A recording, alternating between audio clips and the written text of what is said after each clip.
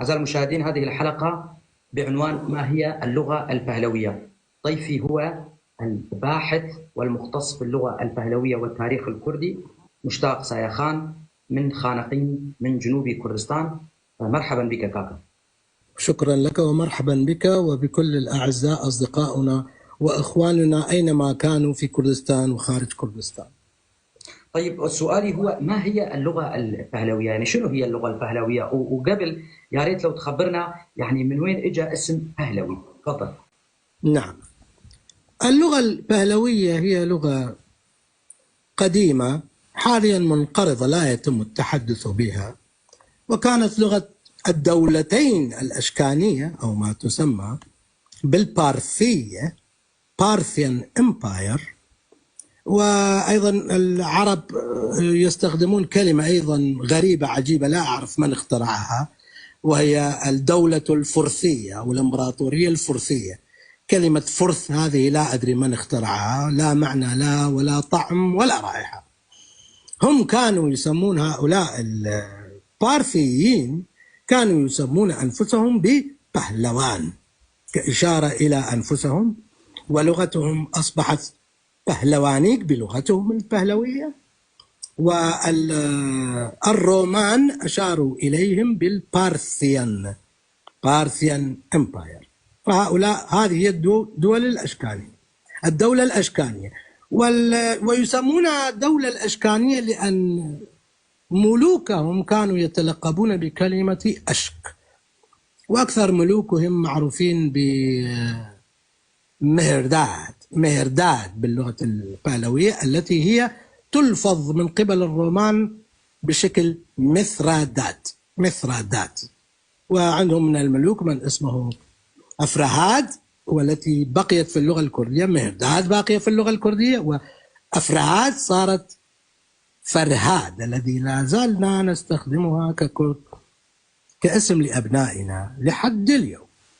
هذه هي الدولة الأشكانية، والذين يسمون أنفسهم بهلوان، وهذه كانت لغتهم لغة البهلوانيق. وأيضا بعد الدولة الأشكانية أو البارثية هي لغة الدولة الساسانية. وكذلك هذه اللغة البهلوية القديمة كانت لغة الدين الزردشتي، الدين الذي كتب به الشريعة الزردشتية، وليس الدين الزردشتي نفسه.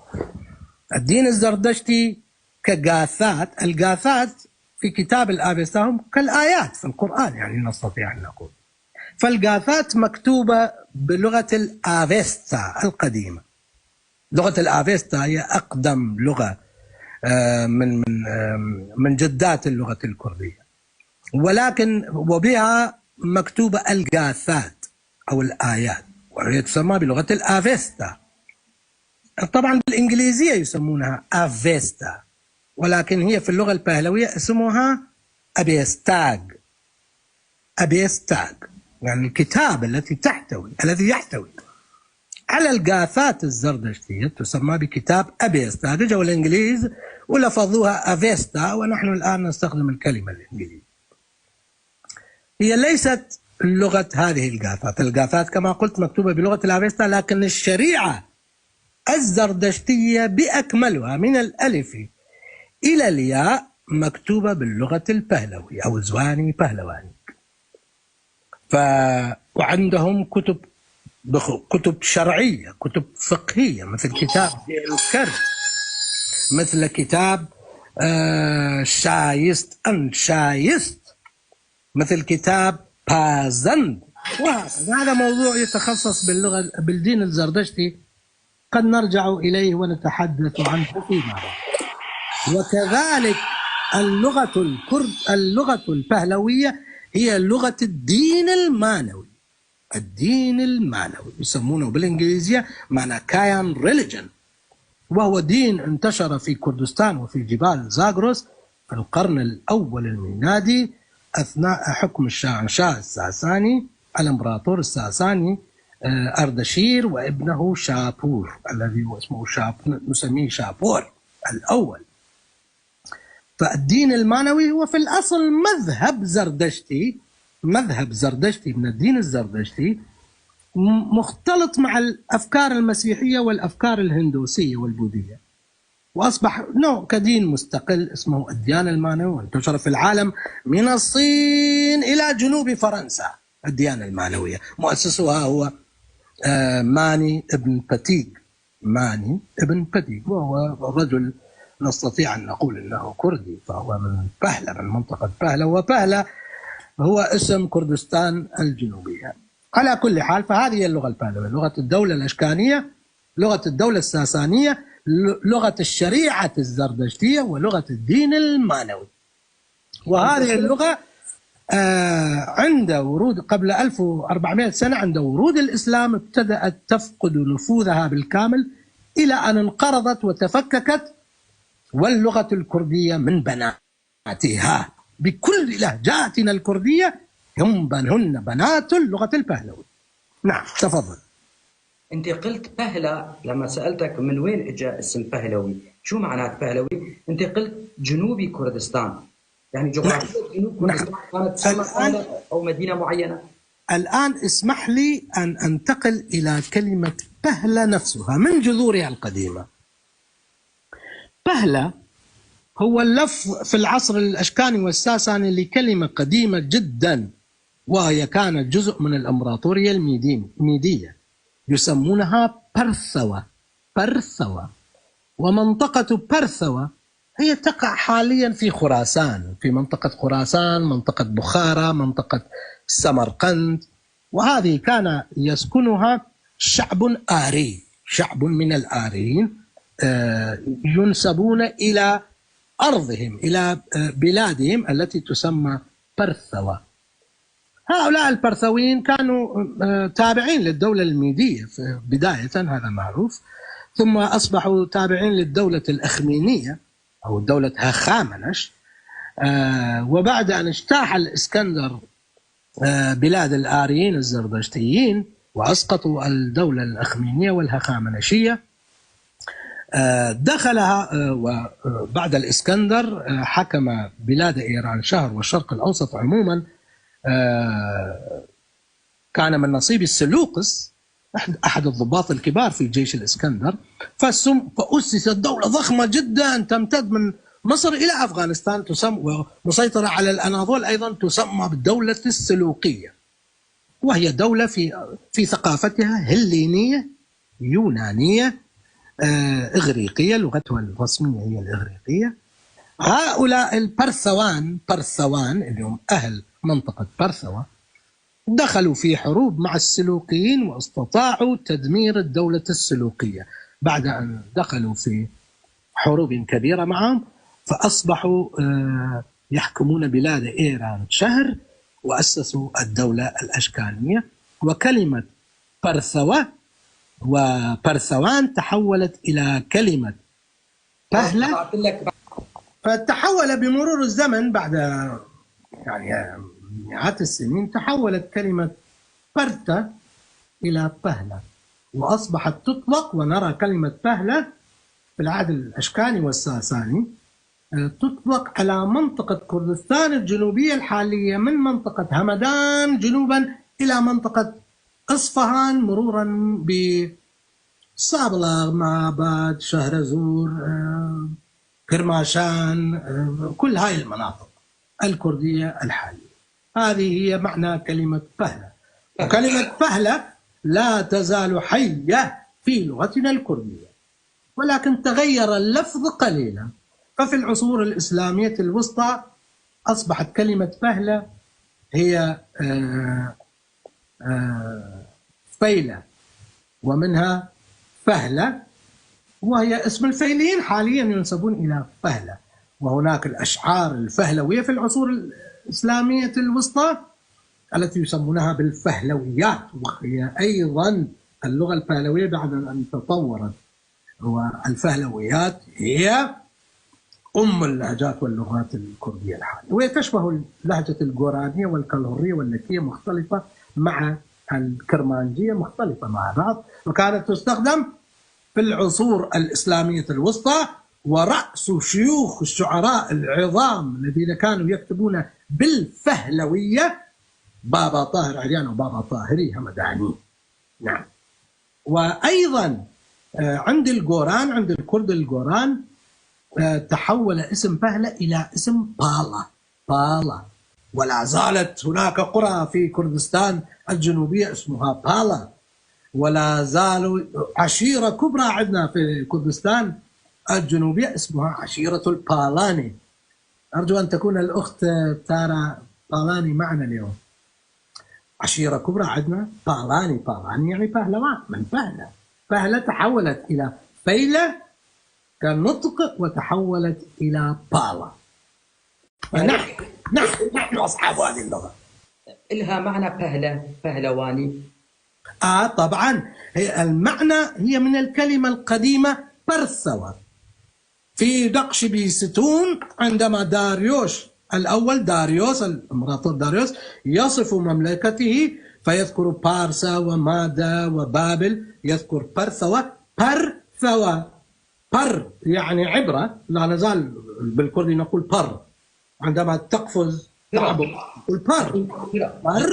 برث آوى يعني ماء، عبر النهر، عبر الماء، لأن هناك نهر سيحون وجيحون هناك، والكلمة ترجمت في اللغة العربية بنفس المعنى، بلاد ما وراء النهر. هذه بلاد برثوة، بلاد ما وراء النهر، عبر النهر، برثوة. نعم. فعلا نحن نقول عن الجسر برا، أيضا نقول ونقول بريم في اللهجاتنا الجنوبية يعني قفزت، عبرت. وكبريم عبرت الماء، يعني قفزت فوق الماء وعبرت. نعم. كلمة جسر أصلا أيضا في الكردية الجنوبية برد، نقول برد من بر. نعم. نحن أيضا في غرب كردستان نقول برا. ليش بيتم تسميتها باللغة الفارسية الوسطى في المحافل العلمية العالمية؟ يعني هي لغة فارسية ولا شنو؟ السبب بسيط جدا، نحن الكرد دعم الفارسية. أقرب لغتين في العالم لبعضهم البعض هي الفارسية والكردية بطبيعة الحال، وهذا معروف ومشهور. الفارسية ما تسمى بالفارسية حاليا هي أصلا ليس اسمها الفارسية، هي اسمها اللغة الدارية، هي أيضا بنت البهلوية، وخلدت اللغة الدارية في كتاب العظيم للشاعر الفردوسي، كتاب شاهنامة. اللغة الدارية أنشئت في شرق بلاد إيران، في منطقة خراسان الكبرى، ثم بسبب شهرة اللغة الدارية، ولا زال في أفغانستان لا يقولون اللغة الفارسية، يقولون زبان داري، زماني داري، اللغة الدارية. لغة أهل فارس الذي هو منطقة فارس في جنوب غرب إيران تحت بلاد كردستان تأتي بلاد فارس.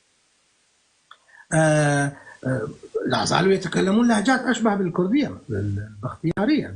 أكثر أهل فارس بختيارية، وفيها عشائر الكردان القديمة ويتكلمون اللهجات.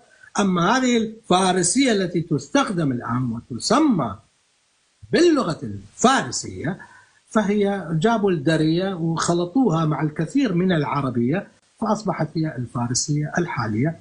وبطبيعة الحال البهلوية أيضا هم الفارسية، ولكن لأن الفرس هم كانت عندهم دولة إيران وعندهم مؤسسات، خاصة في القرن التاسع عشر وأوائل القرن العشرين، فهم رعوا اللغة البهلوية، بل رضا شاه فرضها في المدارس وغير الكثير من الكلمات العربية. يعني الفرس كانوا إلى عهد قريب، إلى عهد رضا شاه لا توجد عندهم مدارس. في الكتاتيب الأشهر، أسماء الأشهر كانت أسماء أشهر عربية، كل شيء كان بالأسماء العربية.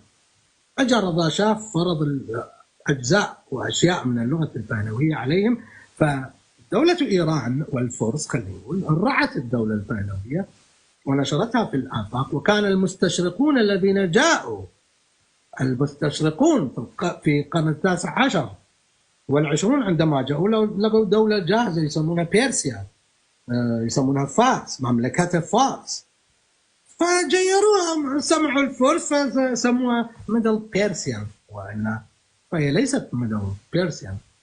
هي أم لكل اللغات الآرية، ومنها اللغة الكردية بالذات هي بنت شرعية كبرى للغة البهلوية. هم اهتموا بها، نحن لظروفنا التاريخية السياسية المعروفة للجميع من يهتم باللغة البهلوية؟ لا توجد عندنا مؤسسات، لا توجد وزارات، لا يوجد لدينا شيء. أنا وأن درسنا باللغة العربية في في مدارس البعث العربي الاشتراكي، فمن احنا كردي ما نقدر كنا نحكي نحكي ونتعلم أي شيء عن اللغة البهلوية. فالأمر أهمل ولم يكتب عنه كثير من المؤرخون الكرد، بل لم يذكروه إلا قليلا جدا. لهذا الكرد حاليا يجهلون العلم باللغة البهلوية، ولا زالت في المحافل الأكاديمية الدولية يسمونها بهلوي لانجويج بين قوسين ميدل بيرسيان. هم لا يزالون يعتبرونها هي بهلوي لانجويج اللغة البهلوية، لكن بين قوسين يضعونها ميدل بيرسيان. وعلينا نحن ككرد أن نسترجع هذا الحق السليم ونرفض، ونحن من حقنا أيضا نقول أنها كردش ميدل كردش لانجويج. طيب انت تقول ترى الكرديه من بنات اللغه البهلويه، يجيك واحد يقول شنو هو الدليل؟ شنو دليلك؟ المصدر شو دليل؟ جدا. لغاتنا الكرديه ولهجاتنا الكرمانجيه الرسميه والسورانيه الرسميه وكل اللهجات الكرديه، من امسكها من اعلى مناطق بتليس، من ارزروم، من قارس نزولا الى لورستان الى منطقه اصفهان، قواعدها بهلوية. انا ذاك اليوم حطيت بس العد، يعني الكرديه نفس يعدون مثل البهلوي. انا ما راح اقول ايش هي الكلمات هذه في الحلقات القادمه او في البثوث، لكن راح اذكر لك بعض الامثله من اللغه البهلويه وانت قارن. الملك شابور الاول وهو ثاني ملوك الساسانيين مثلا، اعطيك مثل، الذي هزم الدولة الرومانية فقتل ملكا رومانيا وأسر آخر وأخذ منهم الباج. باج في اللغة البهلوية تعني نفس الباج في اللغة الكردية حاليا. ضريبة. نعم. عنده كتيبة مشهورة، الكتيبة هو نقش على الحجر. أوكي، ناقش على الحجر يخلد انتصاراته على الإمبراطورية الرومانية. موجود في منطقة تخت سليمان، تخت جمشيد، تخت سليمان في منطقة باس الغدا، داخل هذا النصب الذي يسمونه نصب كعبي زرادشت باللغة البهلوية. كيف يبدأ الوصف؟ يقول أز مزديسنا بل شابور باللغة البهلوية. أنا نطقتها أز مزديسنا بل شابور. أز أنا في محل رفع فاعل، كما يقول الكرمانج أز، لحد الآن يقولون أز. وكلمة أز كانت أيضا في السورانية في القرون الإسلامية الوسطى. أز موجودة في النصوص الشعرية السورانية باللهجة الجافية، وفي كتاب السرنجام الكتاب المقدس عند اليازين يقولون أز أيضا، لكن اختفى استعماله في كردستان وبقيت فقط في كردستان الشمالية. أز أنا. مزديسنا بل، مزديسنا يعني الزردشتي والزردشتي. باللغة البهلوية يسموا الزردشتيين يسمون أنفسهم مزديسنا، وتعني الزردشتي. نحن الآن نقول زردشتي والعرب يقولون مجوس عليه. ماذا تعني كلمة مزديسنا؟ مزديسنا. مزدا هو ربهم الأوحد، هو مزدا. يسنا يعني العبادة باللغة العربية. مزدا يسنا عبدة مزدا، ربهم الأوحد مزدا. لا ليس دائما ينطقونه أورا مزدا، لا، أغلب الأحيان يقولون فقط مزد أو مزدا. فهذا هو معنى كلمة مزديسنا. أز مزديسنا ماذا؟ بل. اسمع هذا صوت وحرف في اللغة البهلوية. بل. بل يعني في اللغة البهلوية عندما ينطقون كلمة بغ ليوصفوا فيه شيئا في السماء فهو يتعلق بالملائكة ويتعلق بالآلهة الثانوية والأرباب في السماء. أما عندما يقولون بغ على شيء ويصفون فيه شخصا على الأرض فتعني رب وملك، تعني ملك بادشاه. فبغ يعني ملك أو رئيس أو شيخ. هل هذه كلمة بغ؟ طبعا كلمة مزديسنا انقرضت من اللغة الكردية باعتبارها كلمة تدل على الزردشتيين. بعد أن أسلم الكرد نسوا كثير من الكلمات الزردشتية الدينية لأنها أصبحت لغة كفر، يعني لا يصح الكلام بها ولا يقطعون أعناقهم. ولا التاريخ الإسلامي كله، تاريخ اللغة العربية كله كاتبين كتاب من أصول بهلوية، يعني كانوا يكتبون للبهلوية قبل، تحولوا بعد الإسلام لكتابة التاريخ وخدمة اللغة العربية والإسلام عموما. فهو على كل حال بغ تعني لا زالت هذه الكلمة باقية عندنا في الكردية، وهي كلمة بغ. بغ الذي تعني فلان بغ فلان بغ، شيخ العشيرة وشيخ القبيلة الكردية. أزمز ديسنا بغ، أنا البغ الزردشتي، أنا بغ الزردشتيين. أزمز ديسنا بغ، ثم يذكر اسمه شابهر، يعني شابهر. شابهر يعني بهر يعني كر، شا يعني ملك، ابن الملك، هو اسمه هكذا شابهر. بمرور الأزمان تغيرت لفظة شابهر إلى شابور في اللغة الكردية. يعني وين موجود هالكتابة هاي النقش على الحجر؟ موجود في، اكتبوا في شو اسمه في جوجل كعبة زرادشت. كعبة زرادشت هو مبنى طويل مستطيل كان معبدا للنار، والحائط الداخلي له هناك كتيبة. أنا أتمنى لو كنت أستطيع إرفاق صور، لا أعرف لكن لا أستطيع. فاكتبوا كعبة زرادشت واذهبوا واطلعوا على كتيبة الشابور، أو تستطيعون أن تكتبون شابور مانيوسكريبت أو شابور سكريبت أو شابور رايتنج، وستجدونها في الانترنت بالكتب. أقصد موجودة في كردستان ولا بالمغرب؟ لا ليست في كردستان الحالية، وإنما في منطقة فارس، في منطقة فارس، في أعلى منطقة فارس. فارس وكردستان ملاصقتان لبعض، والجغرافيا بينهم هي إلى أصفهان هي مناطق تعتبر تقليديا مناطق كردية لورية باختيارية. وعندما نتوغل في فارس أيضا هي منطقة تذكر في التاريخ الكردي كثيرا. فأنت لو جئت بخريطة ابن حوقل أو خريطة الجغرافيين العرب تجدونهم يكتبون في قلب منطقة فارس الرموم الأكراد أو بلاد الأكراد أو منازل الأكراد، عائلة ساسان، العائلة الساسانية ومن أكراد فارس. وفي كتاب فارس نامة اكتبوا أيضا هذه الكلمات ودققوها. هناك كتاب اسمه فارس نامة للبلخي يصف القبائل والعشائر الكردية التي كانت تملأ فارس، بل إنه في كتاب أحد الجغرافيين سأحضر لهم فيما بعد يصف فارس بأنها 5 كور. الكورة هي المدينة أو البلدة أو المدينة الكبرى، 5 كور و5 منازل للأكراد. 5 في الكتب الإسلامية، 5 كور و5 منازل للأكراد. الأكراد هم القبائل والعشائر التي فارس، منطقة فارس مهد لها. كثير من الأكراد لا يعرفون هذه المعلومات، يعتقدون فرس وفارس وما بعرف. لا. الدولة الساسانية انطلقت من فارس. منازل الأكراد مش قصدهم أنه يعني منزل بيت واحد، لا. منازل الأكراد يعني منازل. في اللغة البهلوية يسمون البيت الفيزيائي الذي تعيش فيه غرفة غرفتين ولا إيه، يسمونها خانق. وفي الكردية بقيت، نحن الكرد نقول خانق، وباقي الكرد يقولون خانو أو يقولون خانة. هي خانق في اللغة البهلوية تعني البيت الفيزيائي فيه غرف. أما البيت بمعنى المنزل في اللغة العربية الذي يحتوي على بشر، يحتوي على ممتلكات حواليه في جيران، وهذا يسموه في اللغة البهلوية ماند. وكلمة ماند أيضا حية في اللغة الكردية، فنقول حال ما نمشو، خانو ما نمشو. مان يعني المنزل، خان يعني خانة يعني البيت، ماند يعني المنزل. فهذه هي نعم خاني، تقولون خاني، نعم.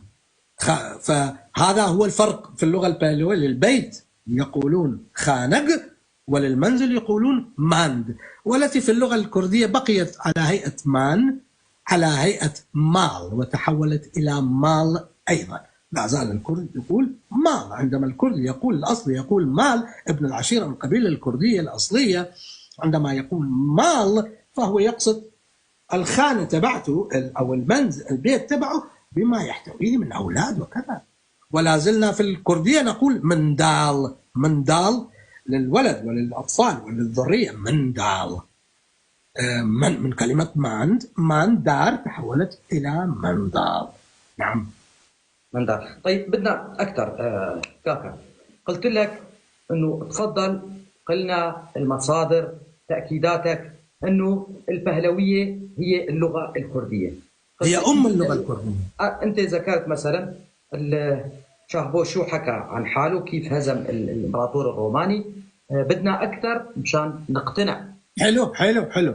راح أجيب لك نفسه، راح أجيب لك نفسه، أو راح أجيب لك عدة أشياء كثيرة يعني بالآلاف من كتيبة شابور نفسه. هو في النهاية هو راح يذكر كثير حكي في يوم أترجم لكم كتيبة شابور، لأنه بتوصف المعارك كلها في روجافا، معارك مع الروم كلها في روجافا وفي كردستان باكور، وفيها يذكر أسماء المدن التي كانت موجودة هناك في كردستان باكور وروجافا. بلد مثل الرها لا يوجد كرد يعرف ما معنى الرها وأنها كلمة بهلوية.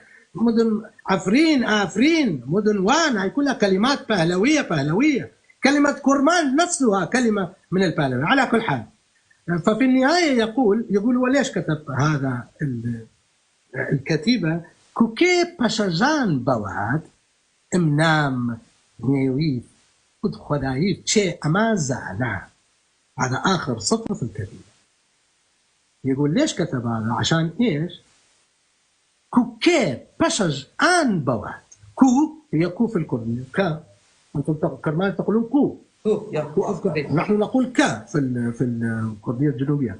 كوكي كي أيضا هو يعني كي يعني من، نحن نقول كي يعني بالسؤال عن من، وفي البهلوية تعني بالإضافة إلى السؤال عن شخص تعني الذي.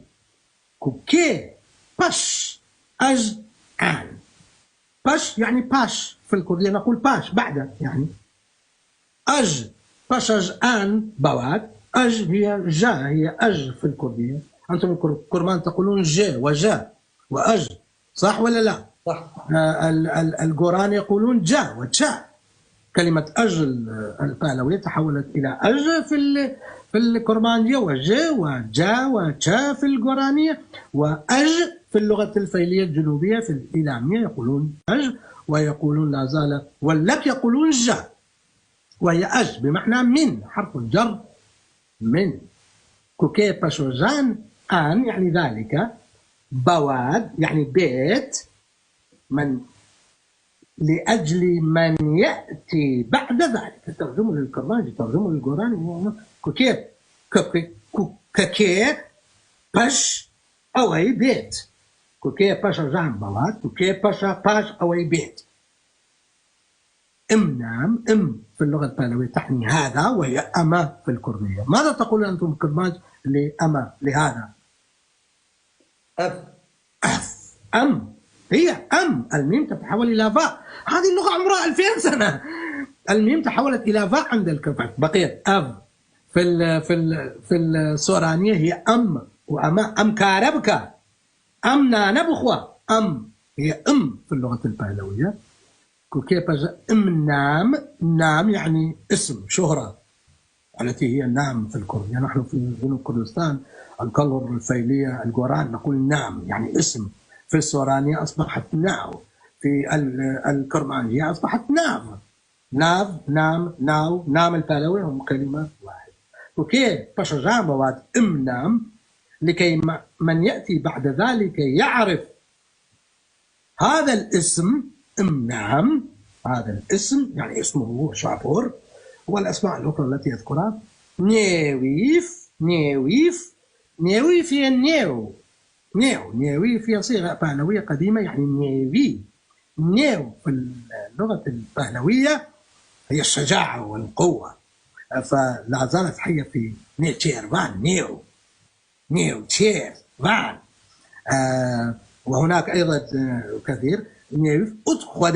خدايف يعني الملوكية. خدا في اللغة البهلوية مثل كلمة بغ، عندما يشار إلى كائن سماوي عندما يشير أحد إلى كائن في السماء فخوذا تعني الرب والإله، يعني الإله الله في السماء. وعندما يطلق على شخص إنسان في الأرض فمعناه ملك وباتشاه، فخوذا أيضا من معانيها ملك. امنام ودنيويف ودخوذايف تشي أما يعني ني، أما يعني إيه أما يعني نحن، يقولوا في الكرمانية. أما في اللغة البهلوية تعني نحن، التي هي في اللغة الكردية الكرمانية، إيبا في السورانية، إيما في الكلهرية. زانا يعني عرف، يعرف.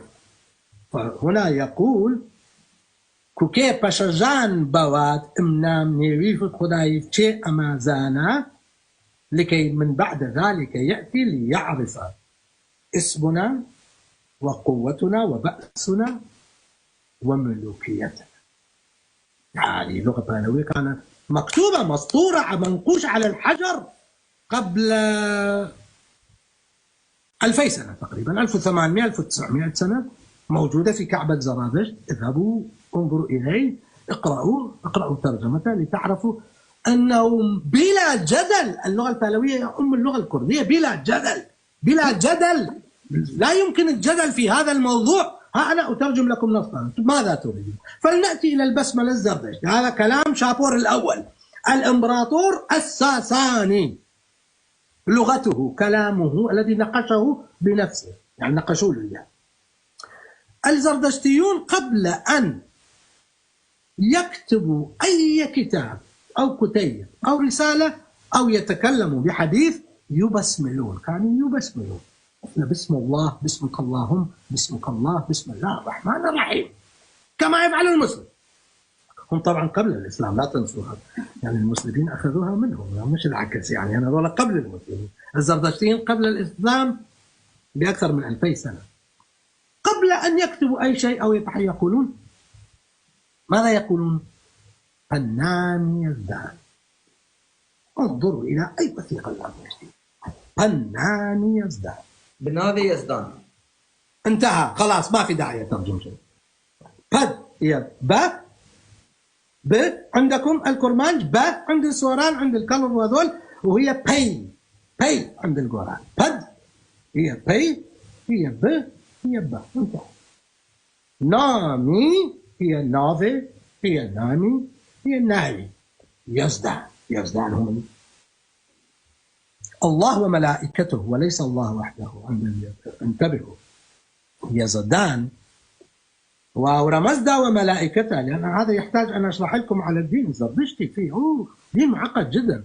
فيزدان، يزد مفرده يزد، هي الآلهة الصغرى، والملائكة في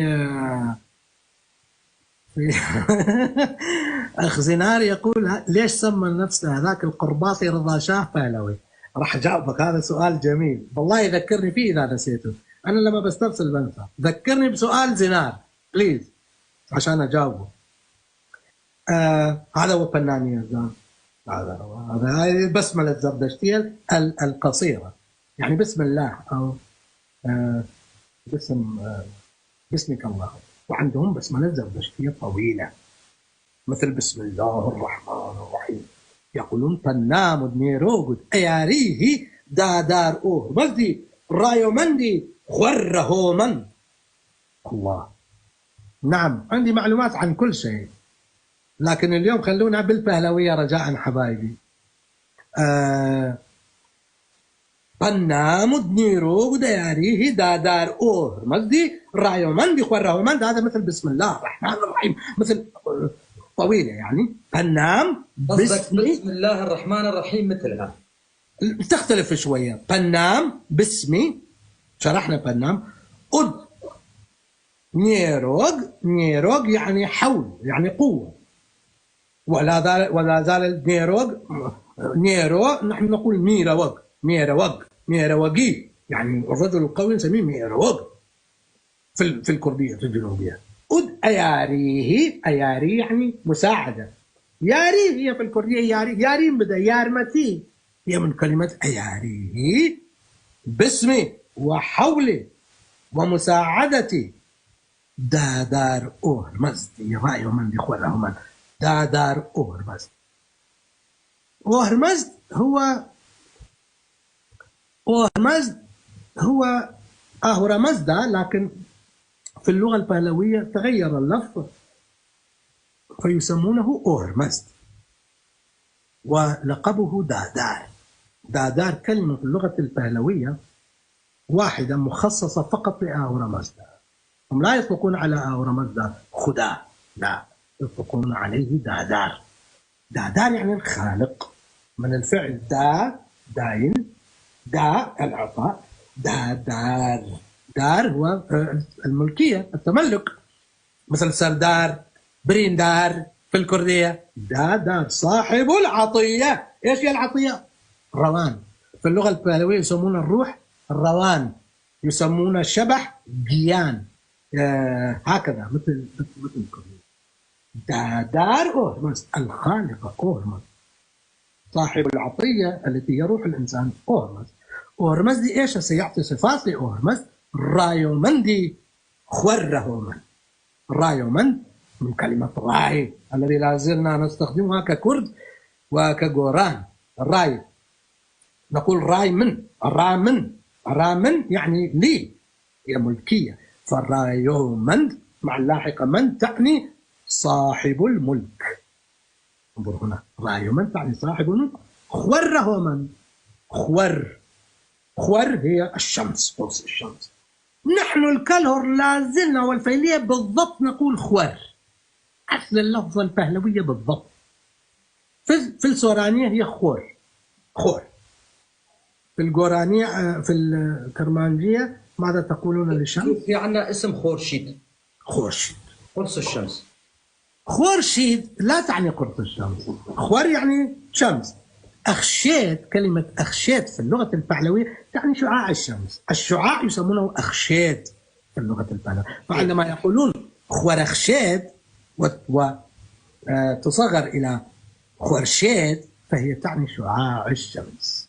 وهناك يقولون خورتاب أيضا، أو هتاو، محتاو. تاو هي من كلمة تاب التي تعني الحرارة، حرارة الشمس، لأن الشمس تعطي الشعاع اللي هو أخشيت في اللغة البهلوية، وتعني أيضا التاب التي هي الحرارة، والتي نقول عنها بالبهلوية هي تاب، في الكردية هي تاو والتو. عندما يجيك الحمى تقول تو، احنا بنقول تو قدام، احنا نقول تاف نفسه، تاف هي تاو، هي تاب، هي تاب نفسها. فرق في التاجئة، أما بنية الكلمة هي لم تتغير. تاب هي الحرارة في اللغة البهلوية التي أصبحت تو، تاو، تاب. نعم. فنهاية خلي يحفظون جماعتنا هذه الكلمات ويكتبوها إذا اللي يحب. فنام نيروغ دياريه دادار أهرمزدي رايومندي خورهومند، وهو البسملة الزردشتية تعني باسمي وحولي وقوتي ومساعدتي الخالق أهورامزدا المالك العظيم. خورهومند يعني مالك الشمس العظيم تحديدا، لأن الشمس أعظم جسد فيزيائي في الكون عند الزردشتية، لأنه الرمز أهورامزدا. وفي الليل لما ما في نمس، آدر هي رمز الزردشتية. آدر هي إيش؟ آور. كل الكرد يقولون آجر، بس الجوران يقولون آور، وهي آدر في اللغة البهلوية. آدر، احفظوها اكتبوها. قلت لي كم كلمة كردية متشابهة تماما مع البهلوية. يا ترى في مصادر، في مثلا مختصين باللغات، في كتب، في مراجع تاريخية اللي بتقول انه اللغة البهلوية هي نفسها اللغة الكردية، ولا شنو؟ مثلا الامبراطورية الساسانية، في استاذ جامعي بجامعة طهران يقول عنها انه امبراطورية كردية، الساسانية كرد. أريد أسألك، ضيفي هو من خانقين من جنوب كردستان. أنا من خانقين، أصلي من مدينة خانقين. بلى. ففي مصادر كمان تاريخية تذكر أنه اللغة البهلوية هي اللغة الكردية ولا لا؟ أنا أخبرتكم يا أستاذي العزيز أنه هذه لغة قديمة عمرها أكثر من 2000 سنة. في وقتها يعني كلمة كرد أو كلمة فرس غير موجودة أصلا عندما كانت هذه اللغة منتشرة.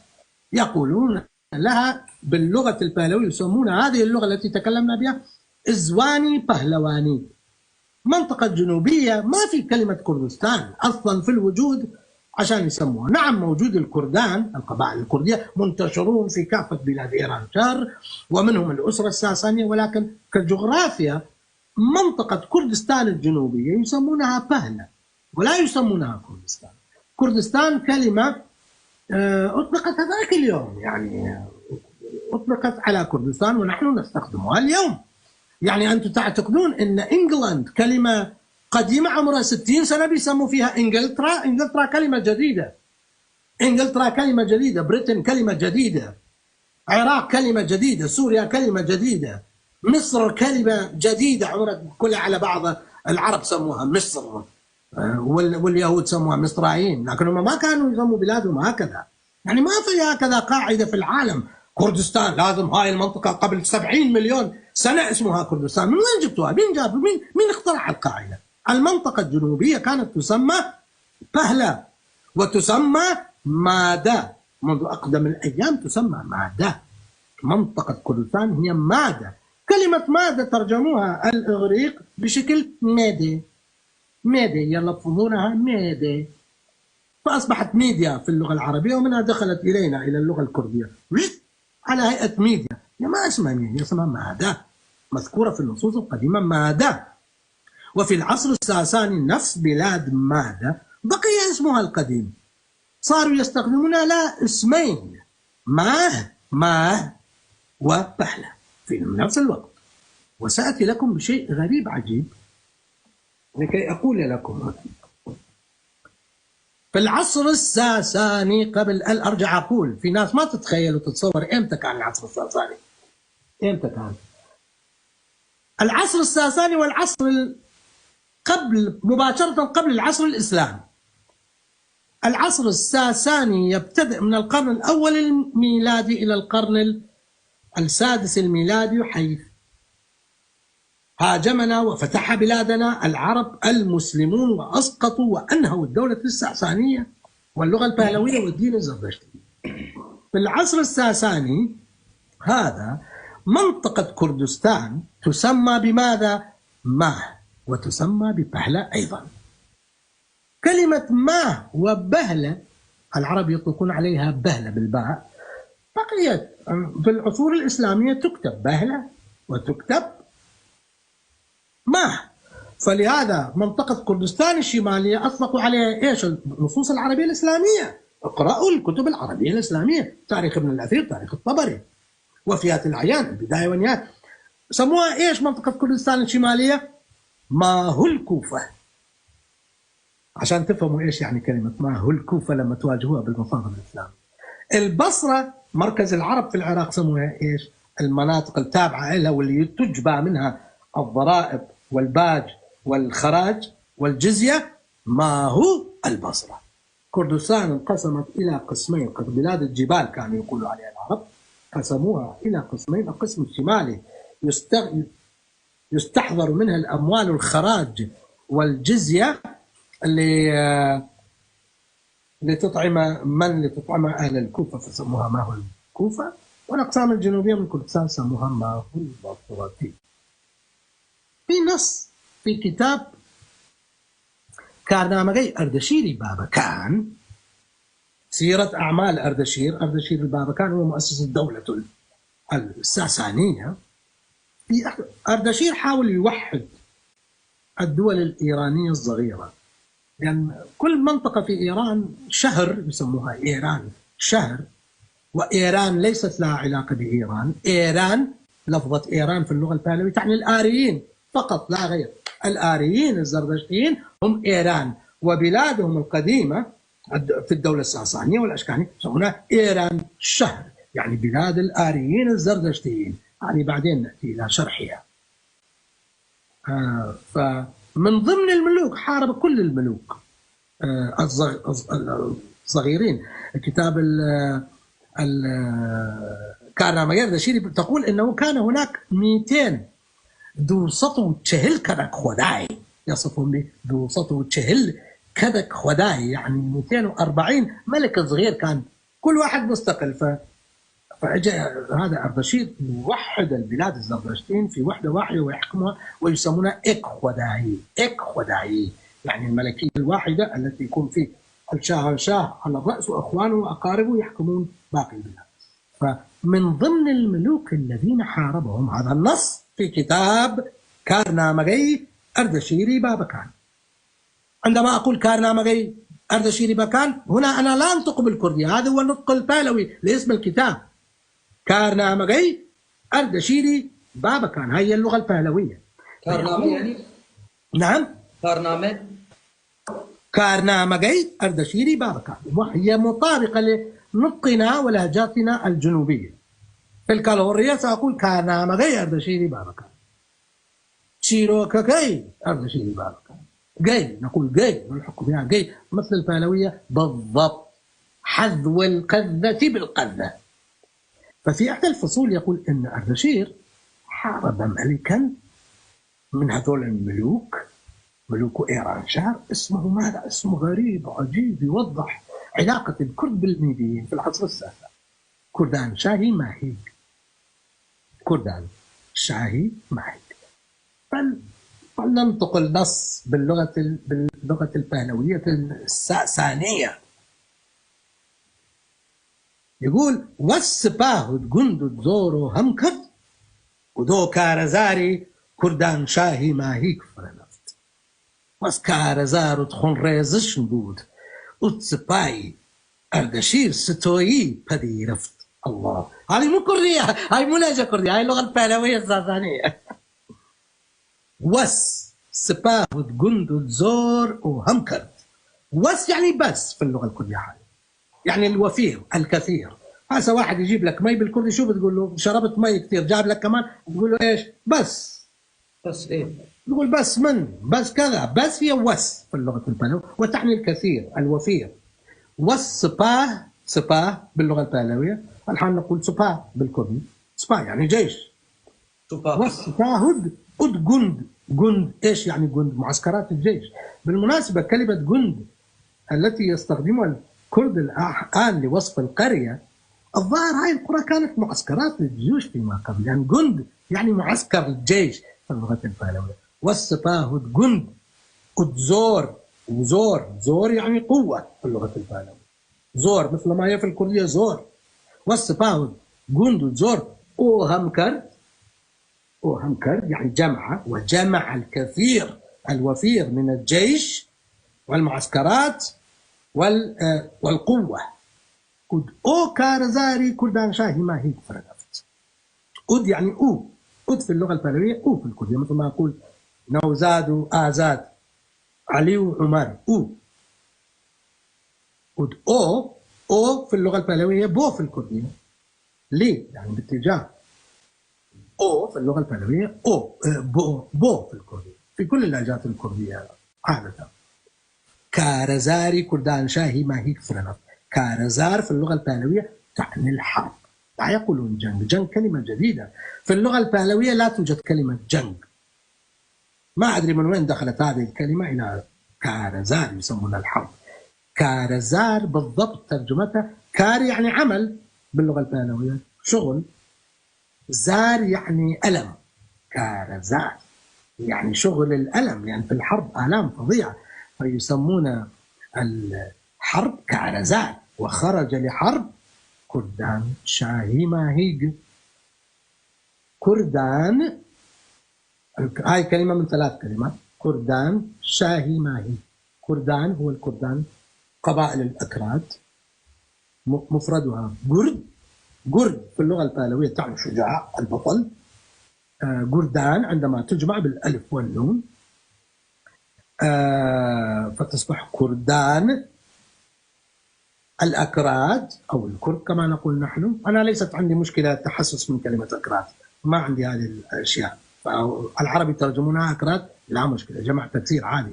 كردان شاه يعني ملك، كردان شاهي ماهيج ملك الأكراد الميدي.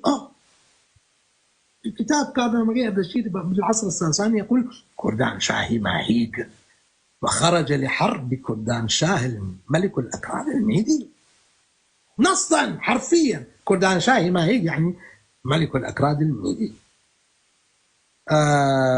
بعدين يقول وسكارزا تكون ريزشن بود، الكتاب يتكلم قلنا يعني كثير يعني وفير، كارزار كان حربا كثيرا يعني حربا قويا، ادخون ريزشن، خون ريزشن إراقة دماء، خون يعني خين يعني خون في الكردية، خون في الكردية، ريزشن ريز من ريز سك، رجاندن ولا زلنا نقول ريز في كردستان الجنوبي، في يقولون ريز، في يقولون ريج، وفي يقولون رجن، رجاندن خون رجاندن وس كارزار خون ريزشن بود، بود يعني بو في الكردية. وكان حربا عظيمة وإراقة دماء أتسباهي أردشير ستوي بديرفت وانهزم جيش أردشير. هذا كردان شاه هزم أردشير. بعدين القصة بتحكي، بدي أقرأ لكم كتاب كارنامة أردشين بأكملها. انهزم وبعدين راح جمع جيش واجا وانتصر على كردان. المهم هذه هي اللغة البهلوية، أشكانية أو ساسانية، وهذه هي لغتنا الكردية بكل لهجاتها. ما قلنا لهجة كرمانجية ولا قرى، في كل اللهجات هي هي هي هي. طيب فهذه لغة أجدادنا انتهى. نعم. الكتاب اللي أنت هلا قلته أنه يعني صارت معركة بيني وبين قائد ميدي، قائد الميدي. لا، ملك الأكراد الميدي مش قائد. ملك الكتاب يوصف، واحنا ليش نقول قائد؟ ليش نأول ونفسر؟ ملك الأكراد الميدي يعني ملك كردي ميدي. هون يدمج اسم الكرد مع اسم ميديا مع بعض، يدمجون وكأنهم شيء واحد. كردان شاهي ماهيق يعني ميدي، كردان شاه يعني ملك الأكراد. اسم الكتاب كارنامغي أردشيري بابكان، اسم الكتاب كارنامغي أردشيري بابكان. يا أخواني هذا مو اسم كردي أنا بنطقه، هذا مو اسم كردي، هذا بالبهلوية أنا أنطق كرد. كارنامغي أردشيري بابكان باللغة البهلوية اسمها كارنامغي أردشيري بابكان. The deeds of أردشير بابكان، the deeds بالإنجليزي. طيب هل كتابة موجودة وين؟ أو في كتب معينة أو كمان في البيستون في إيران الحالية؟ في لا ما لها علاقة ببيستون، هاي موجودة منقوشة، منها منقوشة على الحجر مثل ما قلت لكم، كتيبة شابور الأول، شابور الأول منقوشة على الحجر. هناك نقوشات أيضا كثيرة منقوشة على الحجر هنا وهناك في مناطق كثيرة، ومنها مناطق كردستانية، وأكثرها مكتوبة على الورق، مكتوبة أيضا على الورق على هيئة كتب قديمة، ورق قديم، في مجموعتين رئيسيتين من الوثائق الكتابية الزردشتية المكتوبة على الورق. وهي نعم كارنامة أردشير بابكان بالعربية، يسمونها سيرة أردشير بابكان. مجموعة الكتب الزردشتية التي تتكلم في الشريعة الزردشتية، ومجموعة قصائد وأشعار أيضا مكتوبة على الورق، كالقصيدة المشهورة درختي آسوريك، يوم من الأيام سأقرأ عنكم، الشجرة العراقية درختي آسوريك، والغاثات والآيات والكذا. وهناك مجموعة أخرى مهمة جدا وهي أهم الزردشت، وهي مجموعة التي تتكلم عن الدين المعنوي. وهذه المجموعة اكتشفت في منطقة تورفان، اكتبوا تورفان أركيولوجي، اكتبوا تورفان سكريبتس في الجوجل. هذه خرج العلماء الألمان أيام في أوائل وإلى العصر النازي، حتى في العصر النازي، ونقبوا في منطقة تورفان، هي غرب الصين حاليا، منطقة صحراوية، كان في دير مانوي، المعنوية من الدين المعنوي. فاكتشفوا هناك مجموعة ضخمة من الوثائق المعنوية المكتوبة باللغة البهلوية، لأن الجو صحراوي حار هناك وناشف، الرملة ناشفة، بقت الأوراق متضررة هي، بس بقت محافظة على نفسها وعلى الحبر اللي هي مكتوبة. هذه مجموعة ضخمة جدا وجميلة ورائعة، عن طريق العلماء فسروا واكتشفوا وعرفوا نطق اللغة البهلوية. من أكبر علماء البهلويات المستشرق الإنجليزي العظيم ماكنزي وميلر الألماني ونولدكا الألماني، هؤلاء حجج وأساتذة في اللغة البهلوية. اللغة البهلوية انقرضت، ولكنها بقت تقرأ في وين؟ في جوجارات في الهند، حيث الطائفة الفارسية الذي هم آخر الزردشتيين الذين بقوا في العالم. الزردشتية عند الغزو العربي الإسلامي، الفتح العربي الإسلامي، هربوا طوال سنين وسكنوا في جوجارات، منطقة جوجارات في الهند، ومارسوا التجارة وأخذوا معهم هذه الكتب الزردشتية. أما في بلادنا فلم يعثر على أي نص زردشتي، ولكن عثر على الكثير في شهرزور. لدينا الكثير من الصخور والبهلوية المكتوبة كلها باللغة البهلوية، ومنها إحدى مثل مسلة للشاهنشاه نرسي وهرام عند انتصاره على نرسي، موجودة في قلب كردستان. نسيت اسم المنطقة بالضبط. الكتب اللي وجدت في الصين عن الديانة المانوية موجودة حاليا في الصين هالكتابات؟ أو لا أخذوها الألمان وموجودة في المتحف الألماني، ونصوص وصورها طبق الأصل. أنا بعثت لك بعض منهم موجودين على موقع معهد فرانكفورت للغات القديمة، هم ينشروهم.